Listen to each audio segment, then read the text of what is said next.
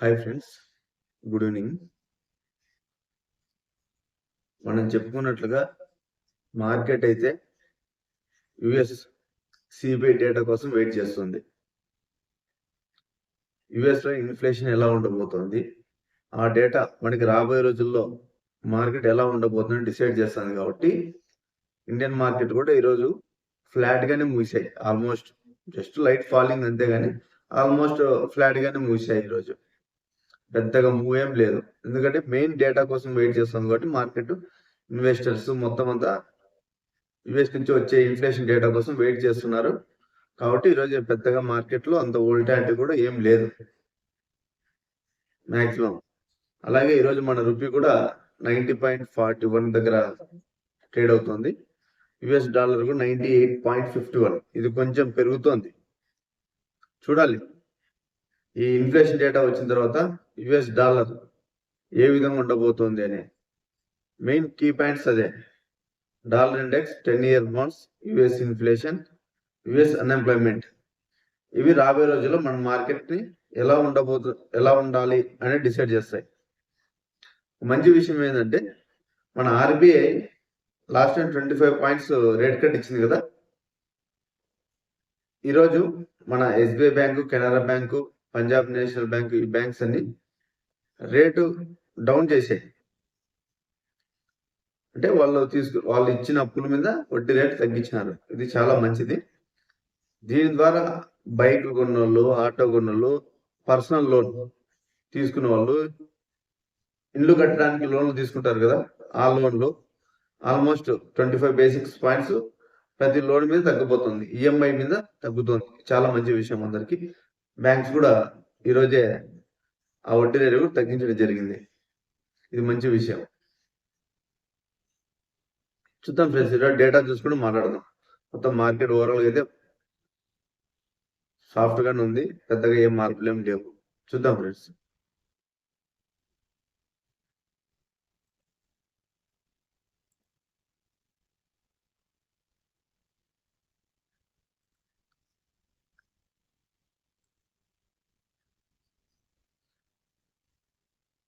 సెన్సెక్స్ 77 పాయింట్లు పడింది. Nifty 50 just ఫ్లాట్గానే ఉంది. బ్యాంక్ నిఫ్టీ 13 పాయింట్లు పడింది. మిడ్ క్యాప్ 0.34% పెరిగింది 200 పాయింట్స్తో.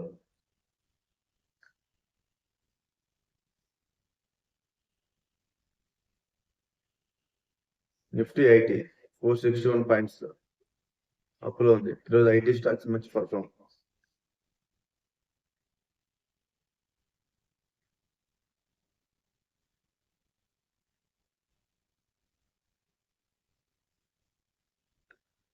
మన రూపీ ఫాల్ అయితే మనం చెప్పుకున్నట్లుగా ఐటీ స్టాక్స్ కి, ఫార్మా స్టాక్స్ కి మంచి రెవెన్యూ జనరేట్ అవుతుంది. అది గుర్తుపెట్టుకోండి. అలాగే ఓలా బైక్స్ ఉన్నాయి కదా, ఆగస్టులో ఓలా బైక్ స్టాక్ మార్కెట్కి ఎంటర్ అయింది. చూడండి, ఓలా ఎలక్ట్రిక్ ఇది స్టార్టింగ్ ఐపీఓ ద్వారా వచ్చి ఆల్ టైమ్ హై 153 దాకా వెళ్ళి ఈరోజు 31 రూపీస్ ట్రేడ్ అవుతుంది. ఆల్మోస్ట్ 80% ఫాల్ ఉంది ఓలాలో. మీరే చూడండి. మార్కెట్కి ఏదైనా కొత్తగా ఐపీఓ వచ్చిందంటే మార్కెట్లో అప్పుడు వాల్యూమ్ కూడా అలాగే జనరేట్ అవుతుంది. ప్లస్ కొత్త స్టాక్ కాబట్టి పెద్ద పెద్ద ప్లేయర్లు స్టాక్ ని మూవ్ చేయడానికి ట్రై చేస్తారు. బాగా హైప్ తెస్తారు అన్నమాట. స్టాక్ తెచ్చి బాగా పెంచి రిటైలర్లు ఎప్పుడైతే అట్రాక్ట్ అవుతారో, దాంట్లోకి ఎప్పుడైతే ఇన్వెస్ట్ చేస్తారో అప్పుడు స్మార్ట్ మనీ ప్రాఫిట్ బుక్ చేస్తుంది. నేను అందుకే చెప్తూ ఉంటా ప్రతిసారి, ఏదైనా ఐపీఓ స్టాక్స్ కనుక లిస్టింగ్ అయినాక మీకు మంచి అలాట్మెంట్ వచ్చి మంచి ప్రాఫిట్స్ లో కనుక వెళ్ళారంటే ప్రాఫిట్ టేకింగ్ అనేది ఖచ్చితంగా చేయండి. ఓకే, ఓలాలో జరిగిందని నేను చెప్పడం లేదు. ఏ స్టాక్ అయినా సరే స్టార్టింగ్ లో ఉన్నప్పుడు మంచి రైజ్ ఉంటుంది. దాని మీద డిమాండ్ తగ్గే కొద్దీ నిదానంగా ప్రైస్ ఫాలో అవుతాయి. కాబట్టి మీరు మంచి ప్రాఫిట్ ఉన్నప్పుడు ప్రాఫిట్ బుక్ చేసుకోండి. ఓలా ఆల్రెడీ పడుతూనే ఉంది చాలా రోజుల నుంచి. కానీ నిన్న ఈ రోజు ఎందుకు పడిందంటే ఈ ఓలా ఎలక్ట్రిక్ ఓనర్ ఉన్నాడు కదా, ఆయన భవిష్య అగర్వాల్ అని 1.5% అంటే అతని స్టేక్ నిన్న ఈరోజు మార్కెట్లో అమ్మాడు. అసలు ఆల్మోస్ట్ 234 కోట్లు ఆయన షేర్ 1.5% వాటాను అమ్మాడు ఆయన. మెయిన్ ప్రధాన ప్రాబ్లం అది. ఇది ఇన్వెస్టర్లకి నచ్చలేదు అంతగా. చూడండి పడుతూనే ఉంది. 52 వీక్స్ హై 99.95, లో 30.76, ఆల్మోస్ట్ 100 నుంచి 52 వీక్స్ $30 అదే ఏదైనా కానీ ఐపీఓ వచ్చినప్పుడు అలాట్మెంట్ అయినాక మంచి రైజింగ్ వచ్చినాక ఒక 1 వీక్ లో ప్రాఫిట్ చేసుకోండి. ఇప్పుడు ప్రజెంట్ నేను మీషో చెప్తున్నాను ప్రతిరోజు. నేను పూర్తి మీకు నమ్మకం ఉంటే అమ్మమని నేను చెప్పలేదు. ఈరోజు కూడా చూడండి 234, ఇది కూడా మంచి ప్రాఫిట్ ఇచ్చింది. ఐపీఓ అలాట్మెంట్ అయ్యి 3 రోజుల నుంచి చెప్తున్నాను. మీరు 30% ప్రాఫిట్ బుక్ చేసుకోండి. నాట్ ఫైనాన్షియల్ అడ్వైస్, గుర్తుపెట్టుకోండి. నేను ఎందుకు చెప్తానంటే ఒక్కసారి మళ్ళీ అమ్మకానికి వచ్చినాక మళ్ళీ ఫాల్ ఉంటుంది చూడండి. ఖచ్చితంగా సెల్ ఆఫ్ అనేది ఖచ్చితంగా వస్తుంది. ఆ విషయం గుర్తుపెట్టుకోండి. మీరు 234 కొన్నారు, మీకు ఆ స్టాక్ మీద నమ్మకం ఉంది, మీరు ఇక్కడ అమ్ముకున్నారు. అది ఒకవేళ మళ్ళీ 180, 160 అట్లా వచ్చింది అనుకోండి, మళ్ళీ అక్కడ కొనొచ్చు. మీరు షేర్స్ పెరుగుతాయి కదా. లేదు పెరుగుతా పోయింది అనుకుందాం, మీరు ఇక్కడ 30% ప్రాఫిట్ బుక్ చేశారు, పెరిగిన ఇంకా మీ దగ్గర 70% వాటా ఉంది కదా. ఒకవేళ 300 పోయింది అనుకుందాం, 300 కాడ ఒక 30% అమ్మండి, ఏం ప్రాబ్లం లేదు. ఇంకా ఇప్పటికీ మీ దగ్గర 50% వాటా ఉంటుంది మీకు నమ్మకం ఉంటే మీషో మీద. నేను అలా చెప్పాను, మొత్తం అన్నీ అమ్మద్దని చెప్పలేదు. ప్రాఫిట్ టేకింగ్ మనం ఎప్పుడైనా ఇన్వెస్ట్మెంట్ ఎలా చేయాలి చెప్పాను కదా. మీ దగ్గర చిన్నగా ఇన్వెస్ట్మెంట్ చేయాలి. ఒకటేసారి బల్క్గా అమౌంట్ పెట్టకండి స్టాక్ మార్కెట్లో.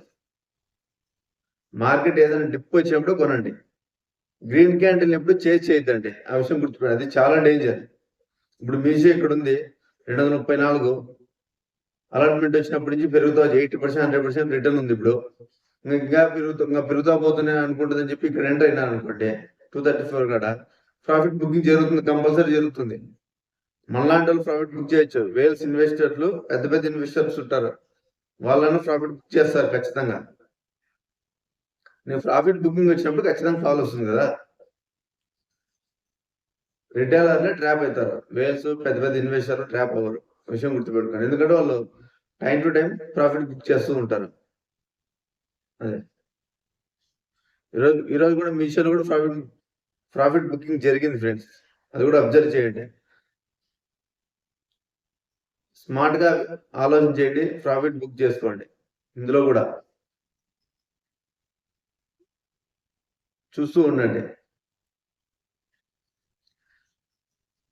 ఈరోజు ప్లాటినం కూడా ఆల్ టైమ్ హైలో ఉంది, అది కూడా అబ్జర్వ్ చేయండి. ఫ్లిప్కార్ట్ ఐపీఓకి రాబోతోంది.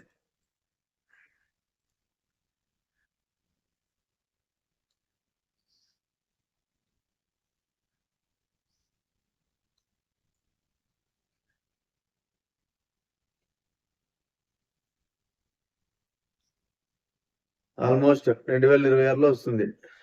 ఈరోజు ఎన్సిఎల్టీ కూడా అప్రూవల్ వచ్చింది తెలుసా.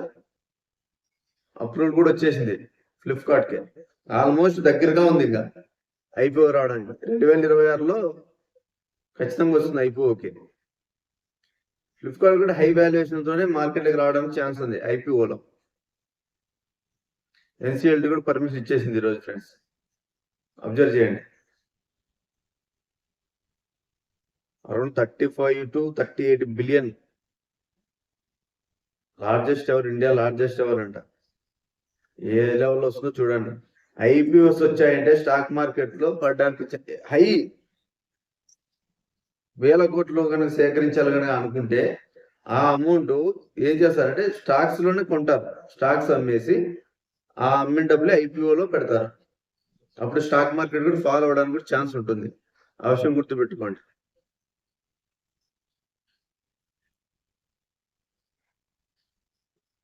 చాలా మంది అదే అదే పని చేసేది. స్టాక్స్ అమ్ముతారు, ఐపీఓలో పెడతారు. ఐపీఓ అలౌట్ అయిందంటే మంచి కొంచెం ప్రాఫిట్ వచ్చిందంటే మళ్ళీ అక్కడ అమ్మేస్తారు. మళ్ళీ బ్యాక్ వచ్చి మళ్ళీ షేర్స్ కొంటారు. అదే అబ్జర్వ్ చేయండి ఫ్రెండ్స్. ఐపీఓకి అయితే రాబోతుంది ఫ్లిప్కార్ట్ కూడా నెక్స్ట్ ఇయర్ వస్తుంది. ఎందుకంటే ఇప్పుడు ఎన్సీఎల్టీ కూడా పర్మిషన్ అయిపోయింది, వచ్చేస్తుంది కూడా మాక్సిమం. ఇప్పుడు silver gold all time high కొడుతున్నాయి కదా, ప్లాటినం కూడా ఆల్ టైమ్ హై కొట్టింది. ఇంకా ఇండిగో ఫ్లైట్స్ కూడా సాధారణ స్థితికి వచ్చేసాయి.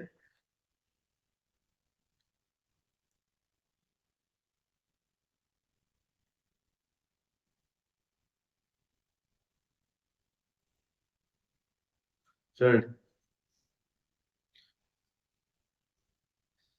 2200 ఫ్లైట్స్ ఇప్పుడు సాధారణ స్థితిలో మళ్ళీ రెగ్యులర్ గా ఎలా యథావిధిగా వాళ్ళు నడుపుతుంటారు. సేమ్ ఆల్మోస్ట్ అంతా వచ్చేసినట్లే, ఎటువంటి ఏం ప్రాబ్లం ఏం లేదు. ఆ రిఫండ్ ఇచ్చిన రోజు మాత్రం చెప్పాను కదా, ఆ రోజు కూడా 5%, 6%, 7% పడినా నీకు పెద్ద పెద్ద కంపెనీలు నీకు ప్రాఫిట్ బుక్ చేస్తాయి. అలాంటి టైంలో రిటైలర్ను భయపెట్టడానికి, అలాంటి టైంలో చాలా ప్రాబ్లం ఉందంటే మీకు అప్పుడే నిదానంగా ఆ స్టాక్ లో ఫాలింగ్ అనే అర్థమవుతుంది. ప్రాబ్లం కనుక ఉంటే ఎయిర్లైన్స్ లో ప్రజెంట్ ఇండిగో ఫ్లైట్ అనేది మన ఇండియాలో మోనోపోలీ 60% వాటా ఉంది ఫ్లైట్స్ కి. మీరు అర్థం చేసుకోండి, 60% వాటా వాళ్ళదే ఫ్లైట్స్ లో. అంటే అంత 60% వాటా అంటే మీరు అర్థం చేసుకోండి. ఇంకా ఏ ఫ్లైట్స్ కూడా లేవు దరిదాపుల్లో కూడా, మోనోపోలీ ఆల్మోస్ట్ అనుకోవచ్చు. ఇంకా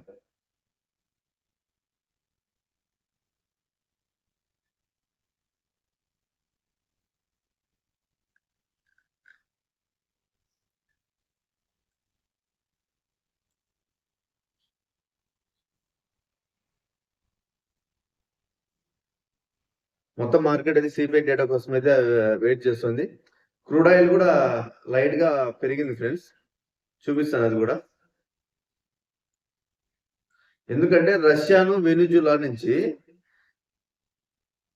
సరఫరాలో ఏమైనా ప్రాబ్లం అవుతుందని చెప్పి మార్కెట్ ఎక్స్పెక్ట్ చేస్తుంది. వీటి వల్ల క్రూడ్ ఆయిల్ పెరిగింది 56.06 మార్నింగ్ మనం మాట్లాడిన కారణం అదే. ఎందుకంటే వాళ్ళు వెనిజులా మీద ఎక్కువ, వెనిజులా రష్యా మీద ఏదైనా అంతరాయం కలుగుతుందేమో సప్లై మీద అనే డౌట్ ఉండడం వల్ల ఇన్వెస్టర్లు దానివల్ల క్రూడ్ ఆయిల్ పెరిగింది. 10 years బాండ్స్ పడ్డాయి లైట్ గా 4.15 వచ్చింది. మనం మాట్లాడుకున్న 4.18, 4.16 ఉంటాండే, ఈరోజు 4.15 ఉంది. చూడండి, ఇది మంచి విషయమే. రేపు జపాన్ వడ్డీ రేట్లు పెంచే అవకాశం ఉంది ఫ్రెండ్స్, జాగ్రత్తగా ఉండండి, చూసుకోండి, అబ్జర్వ్ చేస్తూ ఉండండి. చూద్దాం ఫ్రెండ్స్, ఇంకా ఏం పెద్దగా ఏం లేవు ఈరోజు మార్కెట్ లో మాట్లాడడానికి.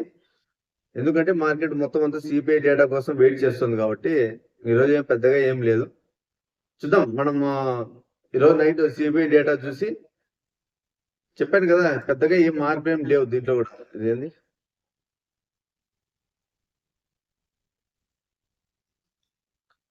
ఈరోజు ఏమన్నా సిబిఐ డేటా వస్తే చూద్దాం. ఇది ఈరోజు ఇక్కడ చూద్దాము. సిబిఐ డేటా వచ్చిన తర్వాత టుమారో మార్నింగ్ కి ఏ విధంగా రియాక్ట్ అయిందో దీని గురించి కూడా రేపు పొద్దున్న మాట్లాడదాం. ఇప్పుడు కూడా చూడండి ఫ్రెండ్స్, 26.6%, ఆల్మోస్ట్ 1.5% పెరిగింది. వడ్డీ రేట్ కట్టు ఉంటుంది అన్నట్లు జనవరిలో ఉండదు అని చెప్పి 74% అనుకోండి. ఈరోజు సిబిఐ డేటా పెరుగుతుందనే వస్తుంది. 3.1 మార్కెట్ ఎక్స్పెక్టెడ్. 3.1 కనుక వచ్చి ఈ డేటాలో ఏదైనా మార్పు వచ్చిందంటే సిఎంఈ గ్రూప్ ప్రకారం, లేదు గవర్నమెంట్ షట్ డౌన్ కారణంగా ఏదైనా జరిగి ఇన్ఫ్లేషన్ కొంచెం కూల్ ఆఫ్ అయితే, అంటే ట్రంప్ కొన్ని లాస్ట్ టైం కొన్ని నిత్యావసర సరుకులు ఉంటాయి కదా, కాఫీ అని, బనానా అని, చాక్లెట్స్ అని, ఈ మాంసం కొన్ని ఉన్నాయి, వీటి మీద సుంకాలు తీసేశాడు, 0 సుంకాలు తీసుకొచ్చాడు. అంటే టారిఫ్ లేదు దాని మీద. వీటి వల్ల ఏమన్నా కొంచెం ఏమన్నా ఇన్ఫ్లేషన్ ఏమన్నా కంట్రోల్ అయిందా అనేది మార్కెట్ ఎక్స్పెక్ట్ చేసి ఈరోజు డేటా వస్తుంది ఈవినింగ్ 7 గంటలకి. ఈ డేటా కనుక మార్కెట్ అనుకూలంగా వచ్చిందంటే ఇది కనుక రైజ్ అయిందంటే మనకి ఆటోమేటిక్ గా ఒక డిసిజన్ వస్తుంది అనమాట. చూద్దాం ఫ్రెండ్స్ ఏం జరుగుతుందో చూద్దాం.